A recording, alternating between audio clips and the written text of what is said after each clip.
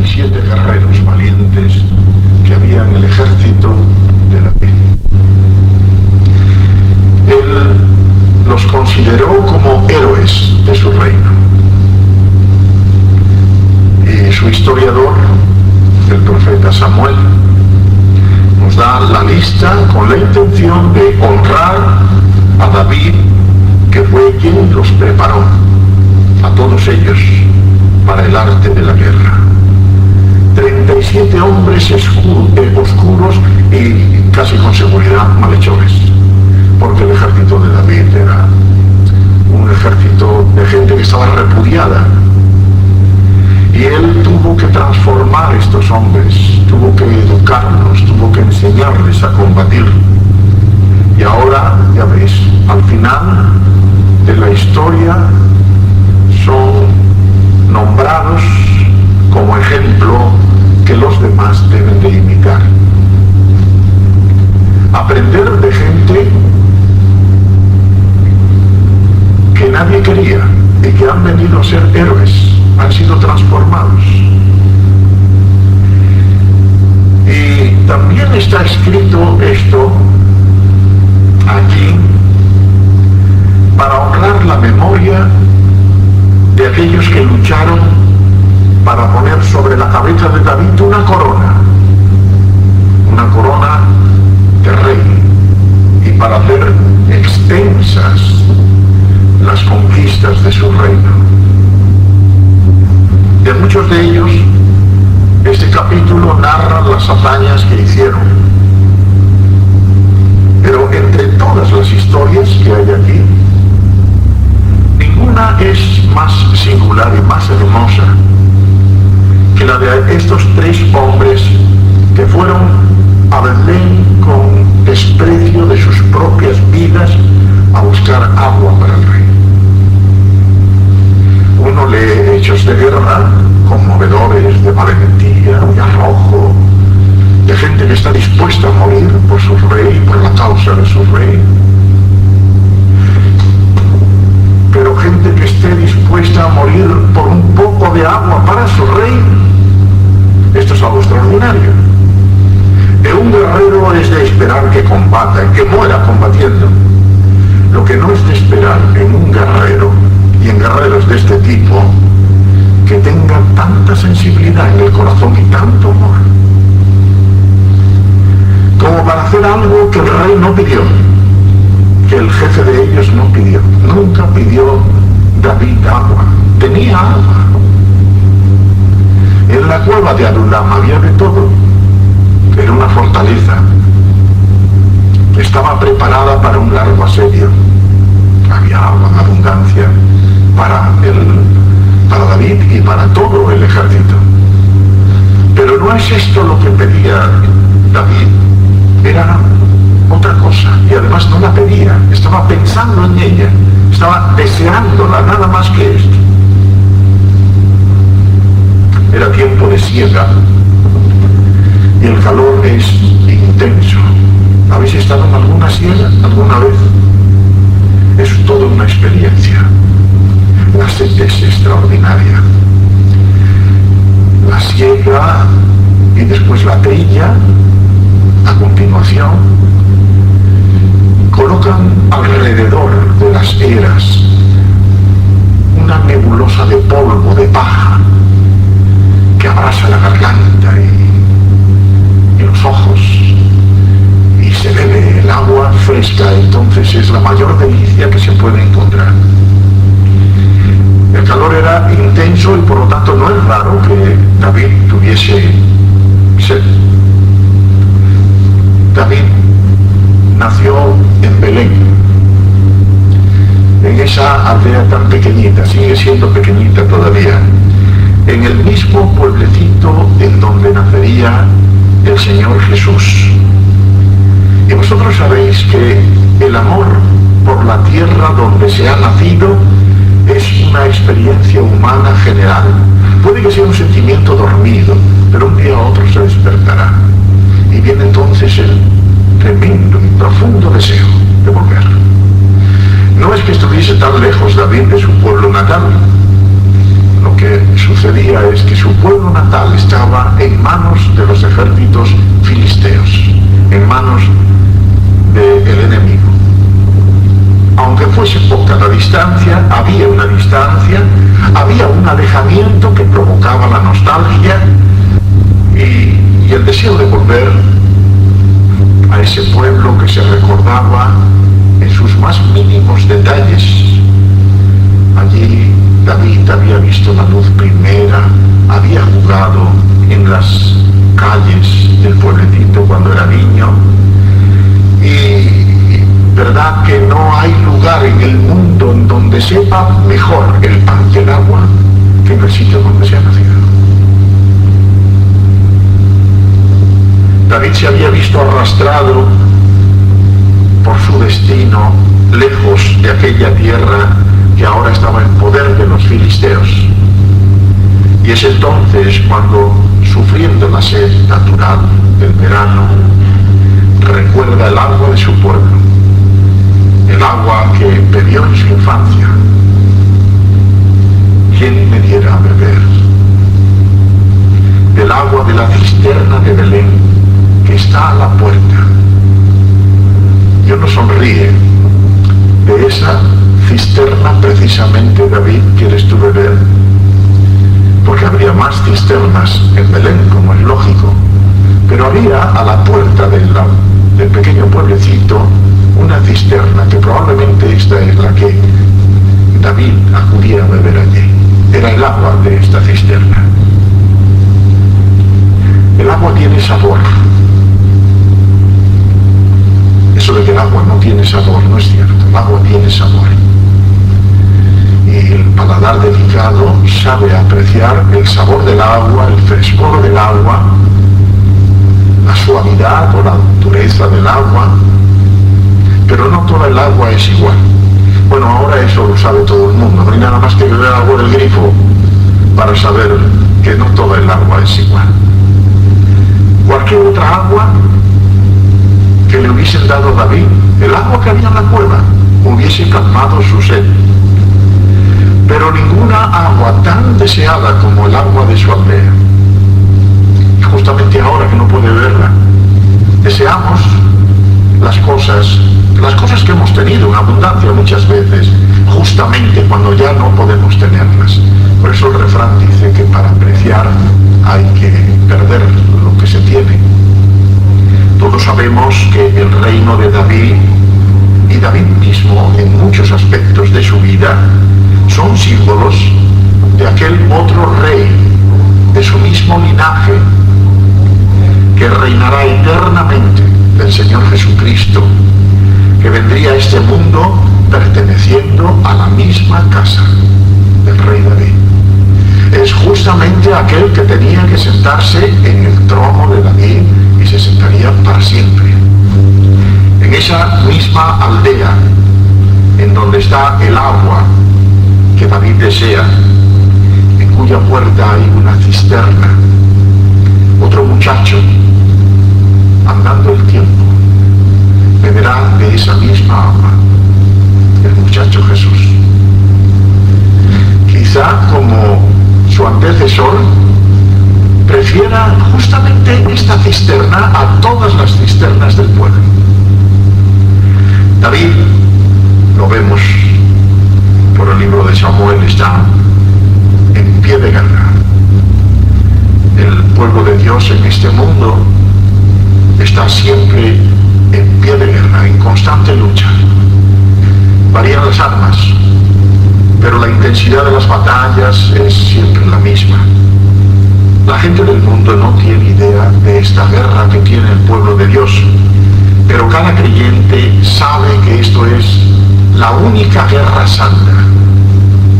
Sabe que como discípulos de Cristo, el Rey ungido por Dios, somos llevados durante nuestra permanencia en la tierra, sin excepción, a librar una batalla por el honor y por la gloria de nuestro Rey.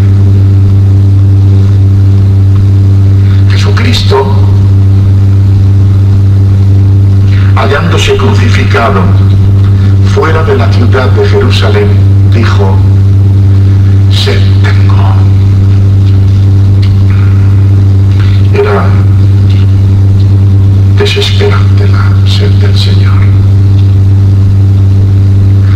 Cualquier médico os dirá que alguien que está muriendo en una cruz como él, una de las torturas más grandes que tiene es la sed. La boca es seca como el cartón, no hay una gota de saliva, la garganta es un tubo de fuego, el dolor de los ojos es terrible, y todo esto magnifica todavía más la sed. Pero la sed del Señor Jesucristo pertenecía a una naturaleza distinta, a una clase distinta a la sed que sentía David. Era la sed de Jesús, sed por la justicia de su pueblo, por levantar un pueblo justo, sed por los que él había venido con el encargo de redimir. Sentía Jesús sed por la esposa, por la iglesia, que él iba a vestir de lino blanco cuando estaba desnuda y sucia. Jesús sentía sed por la pureza que él había perdido al cargar con nuestros pecados en la cruz de la expiación. Sentía sed por la gloria a la cual tuvo que renunciar cuando se hizo hombre por amor a nosotros. Sentía sed, como no, esta era la más terrible, sed por la comunión con su Padre, la cual estaba rota, la había perdido, se había interrumpido cuando él agonizaba en la cruz, a causa de que nuestros pecados llevados por él en el madero habían hecho separación entre él y Dios, y no el amor, sino la ira de Dios pendía sobre él. La sed de Cristo no era sed física solamente, aunque esta era grave, no era sed como la de David, pero de todas formas existe una relación, y hasta quizás allí cuando colgaba en la cruz el Señor Jesús pensó por un momento: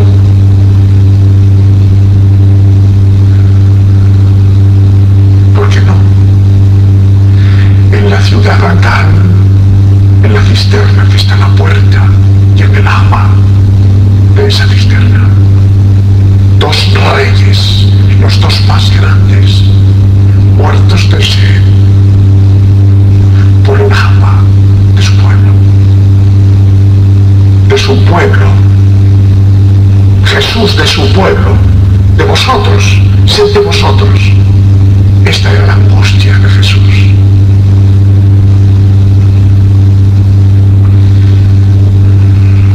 Tres vasallos de David oyeron cómo éste expresaba en voz alta el anhelo de refrescar su boca con el agua de Belén. Solo lo oyeron, estaban cerca y no pudieron evitar oírlo, y sin esperar un instante, sin conocimiento de su rey, rompieron el cerco de los filisteos, entraron en la aldea y regresaron llevando el agua deseada por David. A mí me parece que de todas las hazañas grandiosas de la Escritura, solo hay 5 o 6 cosas que estén a este nivel, a un nivel más alto que los demás.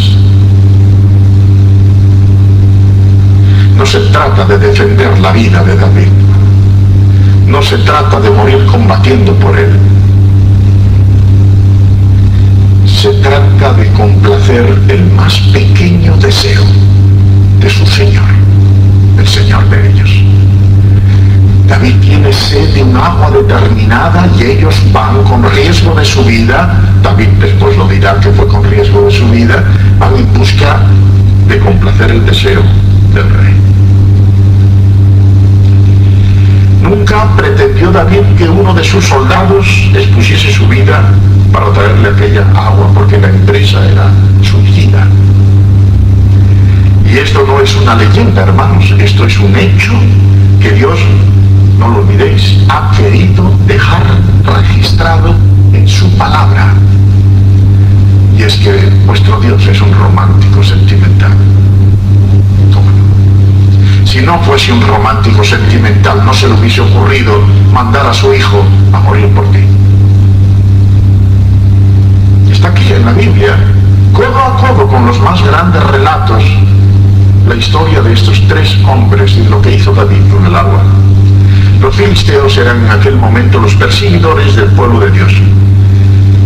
Y en el transcurso de la historia, muchos y muy diferentes, de muy distintas clases, han sido los enemigos del pueblo de Dios. Pero lo cierto, lo que es más cierto, es que siempre ha habido un enemigo combatiendo al pueblo de Dios. Hoy también lo hay. El enemigo cambia de forma, cambia de armas, cambia de aspecto, pero siempre hay un enemigo de Dios combatiendo a Dios y a su pueblo, siempre. Y también es cierto que tras distintas formas y situaciones, el enemigo que trata de destruir al pueblo de Dios es siempre el mismo siempre, siglo tras siglo, el príncipe de las tinieblas. La guerra ha existido siempre, existe ahora y existirá hasta el fin del mundo. Y es esta una clase de guerra en que no es posible la neutralidad. No es posible decir yo no intervengo, yo no quiero dejarme enredar en esa guerra.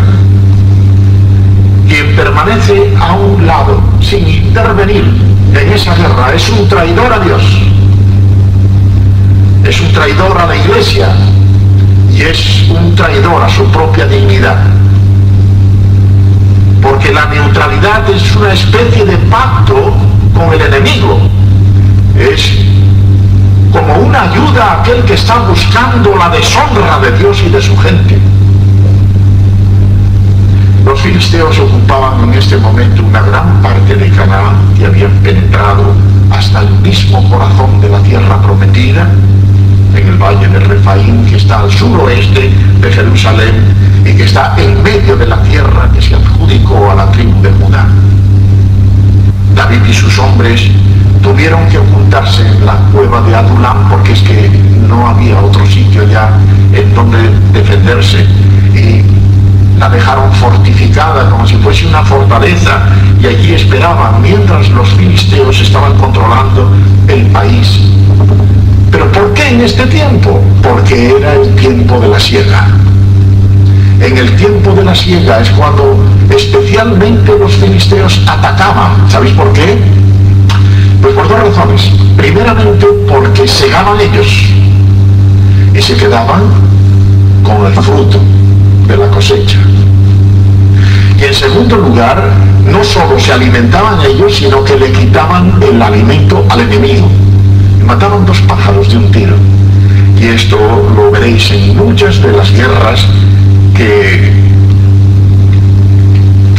se relatan en la Biblia, que el enemigo casi siempre ataca cuando está la tierra a punto de ser segada. Y van pues a segar lo que no habían sembrado. Es significativo que los enemigos de Dios tratan siempre de llevarse aquello por lo cual no han trabajado, ni han luchado, ni han sudado. Los filisteos quisieron arrebatar a Israel el don de Dios, el pan. Toda guerra contra Israel tiene siempre el mismo propósito: arrebatar los dones que Dios da a su pueblo. Muchas veces esos dones sois vosotros,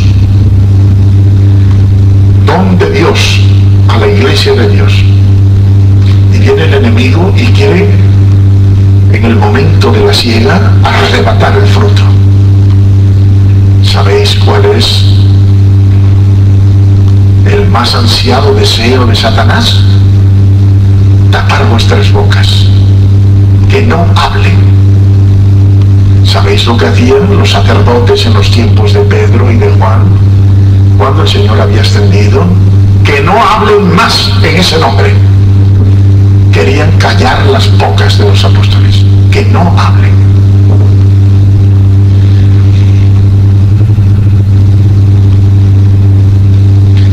Querían arrebatar el pan y el agua. Pan y agua para el alma es lo que Satanás quiere arrebatar hoy. Por eso casi en la mayor parte de las iglesias el pan que se da no es pan de trigo y el agua no es agua de cisterna. Son aguas ya no potables y panes de granos desconocidos. No es pan de trigo, no es el pan de Dios. David está inmovilizado en una cueva, cautivo en su propia fortaleza, pensando en la miseria que va a sobrevenir sobre su pueblo cuando los filisteos se marchen. No habrá un grano que espigar en los campos, se lo han llevado todo, absolutamente todo. Entonces vendrá la miseria otra vez sobre su pueblo, y es en este momento, pensando en su pueblo, cuando él siente sed y expresa su deseo por el agua de Belén. Igual que Cristo en la cruz, inmovilizado en su fortaleza, porque la cruz es la fortaleza de Cristo, viendo la miseria de su pueblo, cargado de pecado, sintió sed. ¿Por qué aquellos tres hombres, sin atemorizarse del peligro, se lanzaron en busca del agua, penetrando en terreno enemigo durante 3 horas? En 3 horas pueden pasar muchas cosas. ¿Es que eran aventureros? ¿Es que trataban de ganar el favor del rey? ¿Es que querían deslumbrar a sus compañeros de armas con proezas a las cuales los demás no se atrevían? La empresa era desde luego de gran riesgo, pero fue coronada por el éxito. Trajeron el agua. No eran aduladores, no eran aventureros. Eran hombres que amaban a David. Esta es la única respuesta, no hay otra respuesta. Tenían tal afecto por David que ningún peligro podía detenerles por servir el menor deseo de su rey. Y este es el hecho que Dios quiere subrayar, a mi juicio, con esta historia. Mostrarnos que amaban más a David que a sus propias vidas. Y que hay otro ejército, y hay otro rey con sed, que está esperando que su pueblo ame más el deseo de su rey, su Señor, que sus propias vidas. Porque el que no pierde su vida a causa de mí, no es digno de mí. David era para ellos, esto está claro, lo más importante que había en sus vidas. Y Dios espera que su Hijo Jesús sea lo más importante que hay en nuestras vidas, porque también es un hijo con sed, muerto de sed. Lo que Dios nos propone a través de esta historia es que aprendamos a amar más a Jesús que a la propia vida, porque Él es lo más importante en nuestra vida. Un poco de agua parece algo desproporcionado en su valor, comparado con la valía de la vida de 3 hombres que pudieron perecer en la empresa, pero corrieron el riesgo por traer a su Señor el consuelo, un pequeño gozo, un testimonio de amor por Él. Jesucristo, el sucesor de David, también tiene sed, profunda sed de un testimonio de afecto, de servicio al menor de sus deseos. Y es evidente evidente que aquellos 3 hombres se negaron a sí mismos. Tenían miedo, no les quepa duda que tenían miedo. Se negaron a sí mismos por servir lo que ni siquiera fue una orden, no fue una orden, sino un pensamiento que fue expresado en voz alta. Solo eso. No pensaron estos 3 hombres si los demás estaban prestos a ir. No se quedaron, a ver, hay alguien por aquí que se la juegue y no vamos nosotros. No pensaron en sus familias, no pensaron en el peligro, no pensaron en sus intereses, pensaron como si solo existiesen ellos para cumplir los deseos de David. Y esta es la invitación, que no andes esperando a ver si alguien se mueve en la iglesia para hacer lo que tú sabes que hay que hacer. Piensa que no hay más iglesia que tú y levántate y hazlo por amor a tu Señor. ¿Qué es lo que hicieron estos hombres? Pusieron aparte sus personas, se santificaron. Santificar nuestras vidas al servicio de Dios es hacer lo mismo. He aquí que el agua de la vida, Él que es el agua de la vida, tiene sed. Es increíble cómo Dios nos pone delante los contrastes para que nos demos cuenta de ellos. El servicio al Señor Jesucristo debe de tener las mismas características, nada de corazones divididos, nada de corazones tibios o fríos, nada que no tenga valor. Los discípulos deben de amar a su Señor como estos 3 hombres amaron a David. Pero la historia no termina aquí. Ya de por sí, hasta aquí ya es tan hermosa la historia. Una de las más bellas historias de todas las historias de los hombres en la tierra. Si aquellos amaron más a David que a sus vidas, David amó menos su vida que la de sus guerreros. Allí estaba el agua deseada, un sorbo de ella, y en virtud especial del sabor del agua, volverían a la mente de David los recuerdos de la niñez, de la infancia, de la adolescencia. Pero ahora David hace algo insólito, vierte el agua en tierra y se priva de algo que ya tiene en sus manos y que tiene gran valor, de tal manera que él considera que ya no es agua, ahora es sangre. El agua se ha convertido en sangre. Aquella agua es para David como la sangre misma de aquellos 3 fieles soldados. Lejos sea de mí, Jehová, que yo haga esto. ¿He de beber yo la sangre de los varones que fueron con peligro de su vida? Para él es como si se hubiese derramado. Aquella agua valía la sangre de sus 3 hombres. Y Dios está como testigo de David. David como rey puede requerir la sangre de sus súbditos y tenía derecho a hacerlo y muchas veces lo hizo y cayeron en la batalla, pero él no quiere el sacrificio de los suyos, sino que por el contrario es él quien quiere sacrificarse por su pueblo.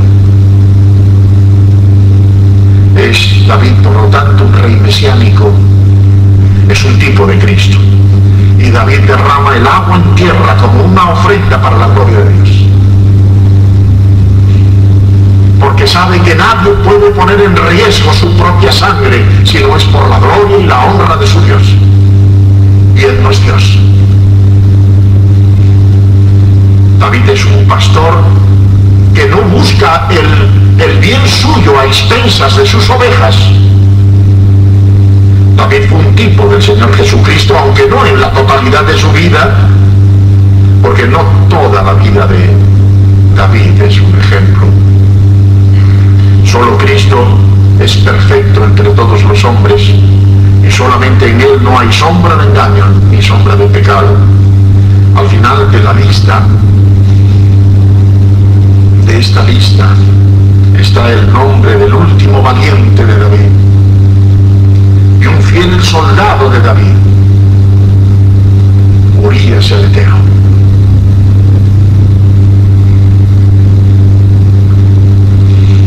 Un hombre que no calla ante el enemigo, calla ante la miseria de su jefe, de su rey. Da su sangre por cada una de ellas. No viene a que las ovejas den su sangre para él. Y Cristo la da como aquellos 3 hombres la dieron, sin ser obligados, por amor. No solamente por salvarnos, sino en primer lugar por agradar al Padre Celestial. Por eso dio su vida a Jesús. Antes que por amor a ti, lo hizo por respeto y por amor al Padre. Él dio su sangre. La Escritura dice: el que bebe mi sangre, en mí permanece y yo en él. El que bebe mi sangre tiene vida eterna. Mi sangre es verdadera bebida. El que bebiere del agua que yo le daré, para siempre no tendrá sed. He aquí la otra cisterna de Belén, más grande que la que había en la puerta. Jesús, el pozo inacabable de agua de vida. Mas el agua que yo le daré será en él una fuente de agua que salte para vida eterna. Pero no agua para bebérnosla solo, sino agua para que brote de nuestras propias entrañas y den de beber a otros. Y esta es la misión de la Iglesia: ser una cisterna inacabable del agua de vida. Decirle a la gente dónde puede aplacar su sed. Es cierto, hay en Belén una cisterna de agua que calma la sed de los hombres. Esto es cierto. El propio Jesús puso su vida por traernos esa agua, la única que puede acabar con nuestra sed. Y esta agua supuso tal riesgo, tal pérdida de vida y de honor, que ha venido a ser como la sangre para beber. Y es en este sentido que la sangre de Jesús es única. Ninguna otra puede sustituirla. Y no obstante, Dios estima preciosa también la sangre de su pueblo cuando es derramada en su servicio y en su gloria. Está escrito en el Salmo 72. De engaño y de violencia redimirá sus almas, y la sangre de ellos será preciosa. La sangre nuestra será preciosa a sus ojos. No solo la del primogénito, la de todos los primogénitos de Dios. El único padre que se ha atrevido a hacer de toda su familia primogénitos, que es tanto como decir que todos somos como el unigénito Hijo de Dios. Mas bien, cuando nos metemos aquí, entonces ya no sabemos dónde está el nivel del horizonte, perdemos el sentido, porque estamos invadidos por el misterio de la revelación de Dios. Pero Cristo dio la suya cuando aún éramos sus enemigos. Nos amó cuando aún no había en nuestro corazón amor hacia Él. Quiera Dios hacernos comprender que ahora que le conocemos y sabemos en qué consiste este juego de la vida y la muerte, cuando oímos exclamar a Jesús: sed tengo, seamos capaces de poner en peligro nuestras vidas para poner delante de nuestro Salvador la satisfacción de sus deseos. Estamos aquí para su servicio, para apartar nuestra vida del mundo y dedicarla a la obediencia a Él. Por esta razón, por ninguna otra razón, esta historia está escrita aquí. Porque gente que haya dado su vida o puesto en riesgo su vida por el beneficio de otros, ha habido mucha,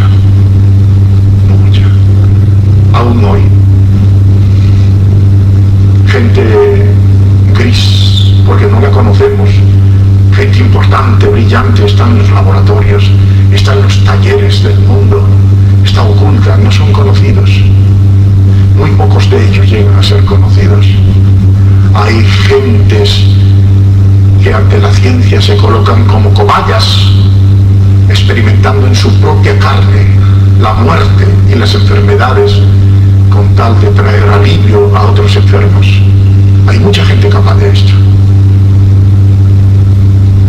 Y si eso lo hace el mundo, lo hace porque son criaturas de Dios. Porque un día tenían la imagen y semejanza y aún conservan la impronta, aunque sea en negativo. Pero aquí es la ofrenda consciente de darle algo a aquel que lo dio todo. Y nos está pidiendo que satisfagamos su sed. Cuidar a su pueblo, instruir su pueblo, amar su pueblo, sufrir por su pueblo, es traer agua para Jesús de la cisterna de Belén.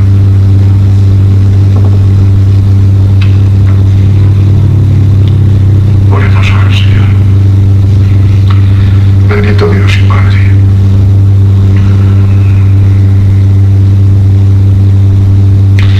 nos maravilla el ver gente como esta, gente que amó tan profundamente, que arriesgó la vida por una cosa tan pequeñita como un vaso de agua. Quizá por eso tú dices en tu palabra que ni un solo vaso de agua fría dado a uno de tus pequeños quedará sin recompensa. Aún el mundo que no te conoce, cuando trae agua a tu pueblo, tendrá recompensa tuya.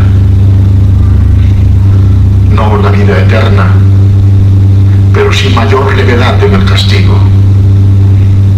Señor, despierta en tu pueblo el deseo de estar atento a tu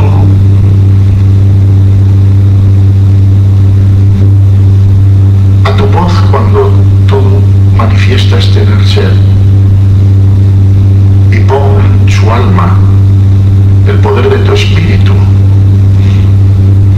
para que renuncie a todo lo que posee con tal de satisfacer tu deseo. No solamente nos has salvado, sino que nos has concedido el privilegio de ministrar a aquellos que tú salvas.